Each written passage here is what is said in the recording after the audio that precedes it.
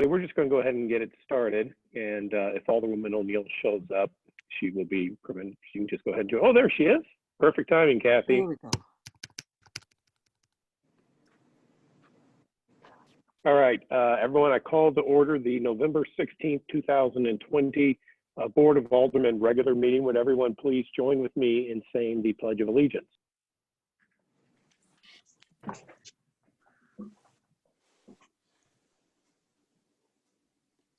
Flag of the United States of America, to the republic for which it stands, one One nation, under God, indivisible, with liberty and justice for all. Roll call, please, Kelly.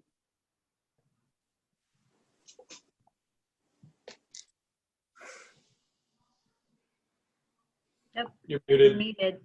You're muted, Kelly.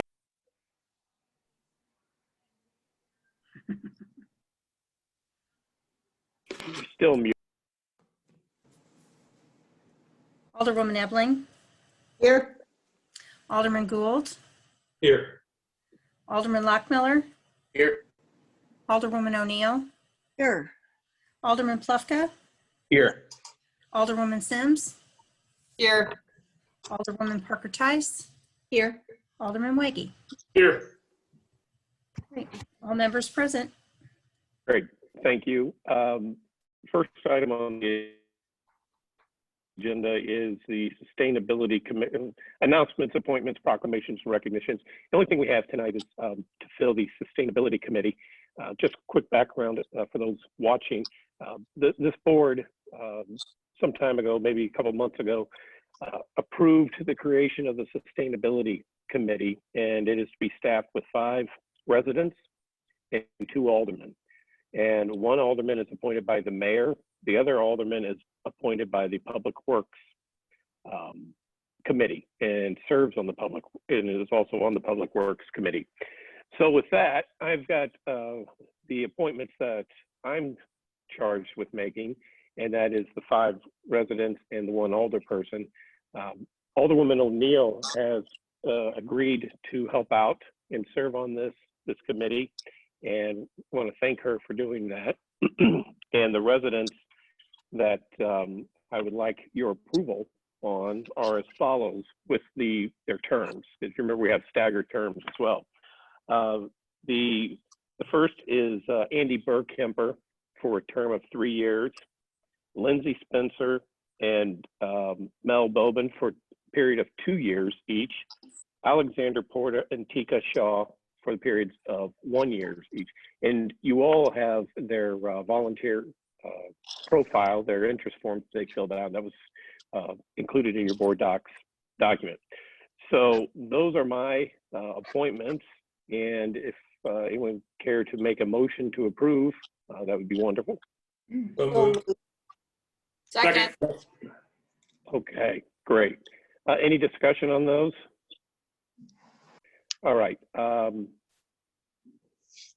All in favor, say aye. Aye. Any opposed? Okay, that carries. Thank you. Next on the agenda, public hearing. We have none. Agenda approval. Do we have any changes to the agenda? Any objection to approving same by acclamation? Seeing none, the agenda will be approved. Next on the agenda is citizens' comments. Kelly, can you see if we have anybody who cares to speak? We have nobody in the gallery who has their hand raised. Great, thank you. Next up are mayor and alderman reports. I have no report. Alderwoman Ebling. I have no report. Alderman Gould. I just have a reminder to citizens. I just wanted to kind of present the fact that even though we do have the Facebook communities and some of the other social media networks, those are not official city sources. They're great for conversations among residents, but our department heads and some of our aldermen aren't even kind of on those places. So if you have any questions regarding city services or resources, I encourage every citizen to attend ward meetings, go to any of the public safety, public works, any of those committee meetings as well, or contact your alderman directly. We're more than happy to be fielding those questions and getting information out there. This week, I noticed an uptick in some of the concerns about trash. When's the trash coming? What's the schedule look like? And those are the types of things that you can go to the city website and have a direct person to call, whether that's your alderperson or even the department heads that are listed on the city website. So just a reminder to citizens to engage in official resources. Thank you, Alderman Gould. Alderman Lockmuller. Thank you. We originally had the Public Safety Committee was going to meet Wednesday, the 25th at 5:30. Of course, that's the day before Thanksgiving. So we've tentatively trying to move that to that same day, Wednesday, the 25th at 10:30 a.m. I'll send out an email and we'll try to coordinate that time. Thank you. Thank you, Alderwoman O'Neill. Yes, a library report. The Wi-Fi that they have purchased is now 24/7 in the parking lot as well as inside the library. So if you know of any family whose internet is out or who lacks enough internet oomph for the whole family, they can come to the city parking lot by the library and enjoy the Wi-Fi there. Thank you, Alderman Pluck.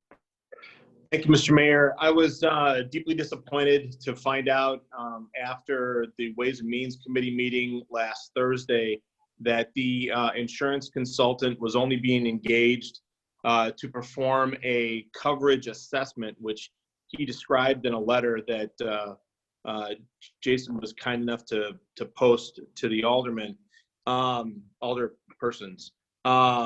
Based on the conversations we had over the summer, I don't really understand how the city could have constructed an RFP of the type that they did. We raised questions in that committee at length with Steve Wicker about the adequacy of the reserves, about the nature of the coverage that was being provided, about some of the disclaimers and some of the truly disheartening language that was coming out from the attorneys representing Slate as it pertained to other litigation that was pending with other communities within the Slate Trust.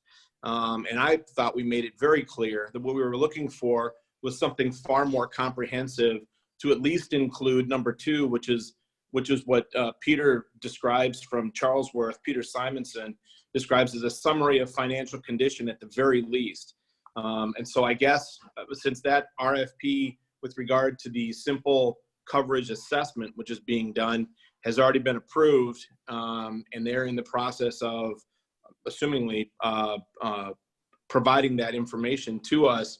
I guess I'll be going back to Ways and Means again with my concerns that we have an obligation, a financial obligation, to determine whether being a member of Slate, which is as a trust organization has been around for nearly 35 or 40 years, whether that trust is still the best deal for the city of Brentwood, and not just financially in terms of what we pay in premiums, but whether the coverage is correct and whether we can rest assured that our property and our assets and our people are being well protected.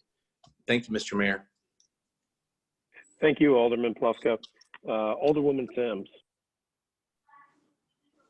Thank you, Mr. Mayor. I don't have a report, except I will briefly address Alderman Plufka's comments. I had the same understanding as he did at that Ways and Means meeting, but nevertheless, who has been retained now has a more limited scope, but we are going to do another RFP in which this is specifically going to be addressed.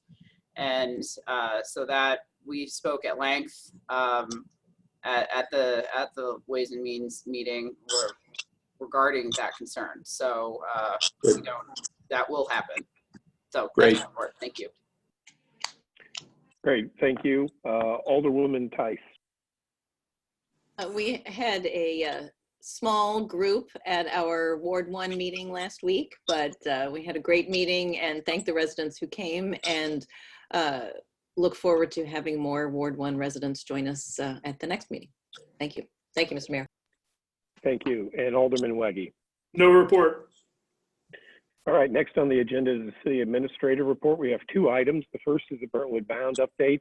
Lisa, is it safe to say that Craig is handling this? Yes, it is. And there's Craig. Okay, Good Craig, evening. you're on. Thank you so much. So I'm going to give a bigger update than normal tonight because a lot of things are happening behind the scenes. So first, the demo bid package 2. This was bid out several months ago, but the project has currently been completed. It's ahead of schedule. There will be a deductive change order of approximately $9,000 that will be returned to Brentwood due to not many unforeseen conditions being found. So that's good news.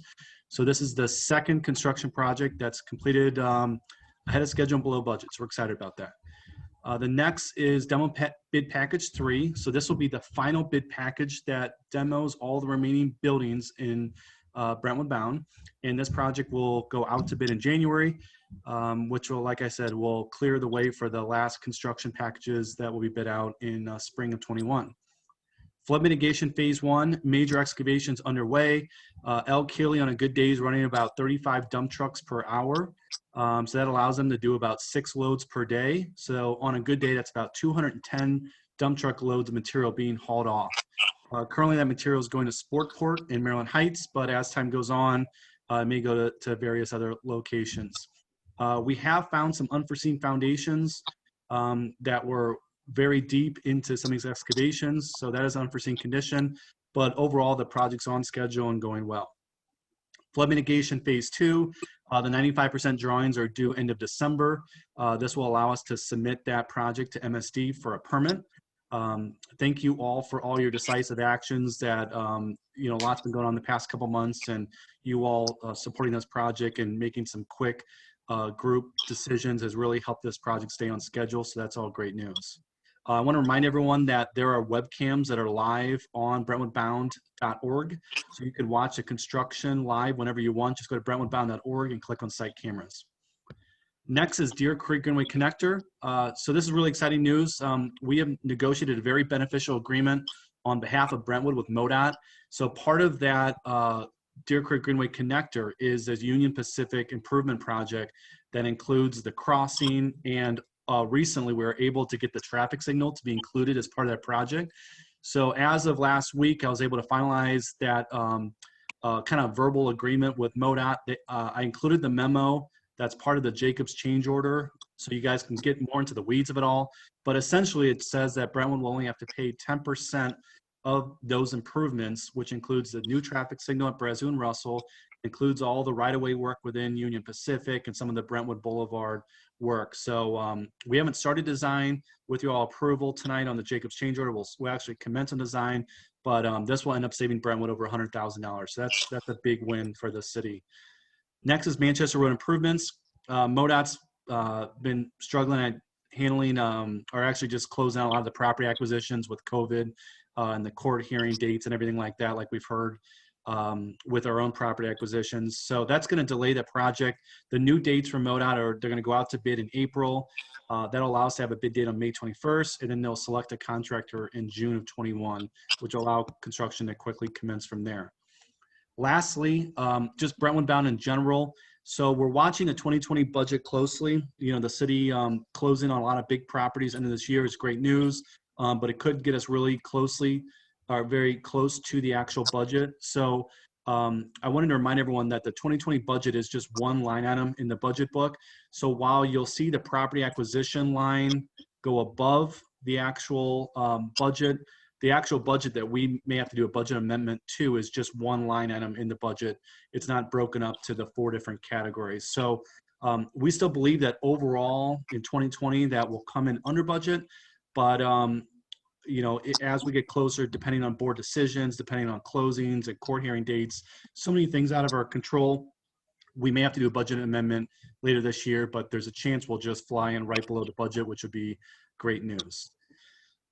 So going into my typical board update with soft costs, $211,380.06 was spent since the last meeting. That was on legal fees, Deer Creek flood mitigation, GRG connector design fees, property appraisals, project management fees, material testing inspections, and environmental surveys. Property acquisitions, $6,640,000 was spent since the last board meeting, and that was on property acquisitions. I also picked up the commissioner fees from the November 2nd warrant list that was posted later than my board update, so that's been corrected here. The contingency has been updated based on the design contract for Christner, along with the Jacobs grant change order that was approved last board meeting. And then lastly, in the overall funding updates, I showed the Muni grant and the 319 grant as new funding sources at the bottom. So that is my update. I can take any questions. Alderman Lockmuller. Hey, Craig, going back to your Deer Creek connector, Mhm. back in October, we passed the resolution that approved the sidewalk along the north side of Russell at an estimated cost of $400,000. And I know Eric was going for a grant, but is that $100,000 now going to go against that $400,000 cost? Is that included? No, what I was presenting in October was that shared use path along Russell, and that grant is an East-West Gateway TAP grant. That's one we'll hear about in first quarter 21. Okay. This one, in the savings that go along with this is the traffic signal specifically, all the Brentwood Boulevard work, and then there's just a lot of work that has to happen in Union Pacific right away to meet their regulations and requirements, and that's specifically what this one is. Okay, so this is outside of the scope of that 400,000 sidewalk project. Correct. That connects to this area. Correct. Okay. And then I kind of saw when they were digging, they hit that big old chunk of concrete foundation. Any idea what that thing was? It's just an old building foundation, and it's nothing from the building. It was underneath the buildings that were recently demoed. This area goes back, back to Maddenville's, and there's a lot of history there. So we don't know. We found old roads and old building foundations that nobody has a clue what they are, but we've gotten through them all that we've found so far, but nobody has a history tied to what it was. And those surprises are on their dime, right? No, unforeseen conditions go against either an allowance or contingency, because they can never put in a bid something that's buried in the ground, like they could never try to figure out what costs or something that's unforeseen. So whenever we have an unforeseen condition, it is a cost to the city, and that's why we have contingency set aside for each construction package, because there typically are unforeseen conditions when you're doing deep excavations. Okay. All right. Well, thank you. Yep. Alderman Gould, I think you had your hand up. I did. The delays on the Manchester Road improvements, could you remind us what, you have the current, what their estimates are? What were the original dates and how much of a delay is this? Was my first question. The other question is, I'm assuming we still don't know where they're going to start along their Manchester Road improvement, whether or not they're going to be in Brentwood or first or not. But how does that impact our schedule with flood mitigation and most specifically the tunnel? What kind of impact did that delay have for us? So it's a 4-month delay. We were hoping to go out to bid end of 2020 or January of 21. So it's a 4-month delay to answer your first question. It won't impact Brentwood Bound in general, the flood mitigation and the GRG connector, because we can build all that independently of this. That was another question. And then we still and will not know when they will do Manchester Road improvements within Brentwood Boulevard until they have a contractor on board. So the current date is that's going to happen in June. So once a contractor comes on board, that contractor will present a schedule, because all MoDOT says is you've got 2 years to do this stretch of Manchester Road. So we know it's going to be from June of 21 to June of 23, and then it's up to the contractor to dictate the means and methods of his his or her construction project, and then tell us when they plan on doing, the tunnel, and specifically was your question. Right. Okay. So we've got everything planned and prepared for Yes. that range of time frame. So whenever Exactly. we find that out, we'll be able to act. Okay. Exactly. Great. Thank you. Anyone else have any questions for Craig? Okay, we will move on. Thank you, Craig. Next on the agenda, still under City Administrator's report, is a report from Kerber, Eck, and Breckel. We have Gina. I think Gina Cochran is in attendance, I think, to give us this report. Yes, good evening, Mayor and Board of Alderpersons. My name is Gina Cochran, and I'm a partner with KEB. I'm here to present the agreed upon procedures related to the City of Brentwood's 2018 and 2019 certificate of participation proceeds from the Brentwood Bound project. And this specific report relates to July 1st of 2020 through September 30th of 2020. As you can see in our report that was provided, the 2018 series certificate of participation, we looked at request number 54 through 60, and that included 58 invoices totaling just over $2.7 million. So I'm just going to walk through that report. Step 1, we compared the invoices paid to sign contracts with various consultants approved by the board and noted no exceptions in those procedures. Step 2, we examined invoices to determine that the city's policies and internal controls were followed, and we noted the following exceptions. So we had 2 invoices where the check request authorizations for 2 invoices were signed by Karen, the finance director, but the request forms were missing approval by the city administrator. For those 2 invoices, all other internal control related procedures for the city were followed. Then the second item, we noted 1 exception for an invoice that totaled just over $1,000 was incorrectly listed on several documents, including the check request form, the warrant list, and then the written request form. And that resulted in a small $90 overpayment to the vendor in September. And city's management has contacted that vendor and has requested a refund or a credit be applied for the city, but the city's yet to be made whole related to that overpayment. And then our last exception under that step related to an $80,000 disbursement to purchase the Deer Creek Bridge. That was improperly apportioned per the agreement between the city and the Board of Trustees for the Breckenridge Industrial Park. That resulted in a $1,000 overpayment to one party and a underpayment to another party in September. And city's management has communicated to us that that error was discovered when the checks were received by those 2 parties to the agreement, and that they resolved the under and overpayment between themselves to make the payments in line with the original agreement. Step 3, we examine invoices for proper payments allowed by the official statement of certificate of participation related to the project and noted no exceptions. And then lastly, I would comment that we're also engaged for the 19 series certificate of participation, but there were no written requests for that series, so no procedures were performed. Does anybody have any questions related to our results? Great. Thank you so much, Gina. You're welcome. All right.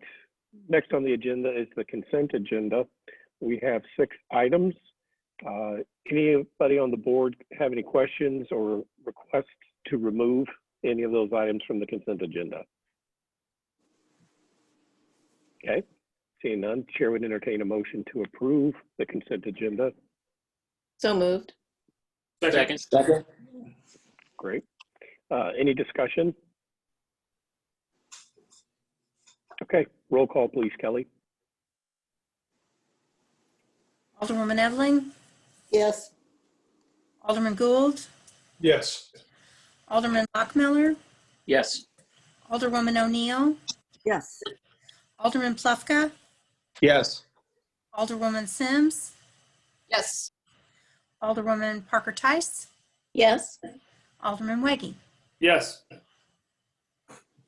8 yeas, 0 nays. Great. Thank you, Kelly. Next on the agenda is old business, which we have none, and we have no new business either. So that brings us up to citizen comments. Anybody in the anybody attending care to address the board? Now would be the time to do so. It looks like we have none. So we do have one item in closed that we got to take up in closed session. So can we get a motion to go into closed session for legal reasons? Got a motion by Alderwoman Eveling to go into closed session pursuant to RSMO 610.021 subsection 1. Do we have a second? Second. Second, and to adjourn from there. And to adjourn from there. Second. Yes, yes, thank you. Okay, any discussion? Roll call, please. Alderwoman Eveling, Yes. Alderman Gould, Yes. Alderman Lockmiller, Yes. Alderwoman O'Neill, Yes. Alderman Plufka, Yes. Alderwoman Sims, Yes. Alderwoman Parker Tice, Yes. Alderman Weggie. Yes. Okay. 8 yeas, 0 nays to Great. move to closed session. Okay, thank you. And any staff who's still here, want to wish you a happy Thanksgiving and a safe Thanksgiving. And we will see you all the first meeting in December. Okay, everybody, let's jump off and then get right back on.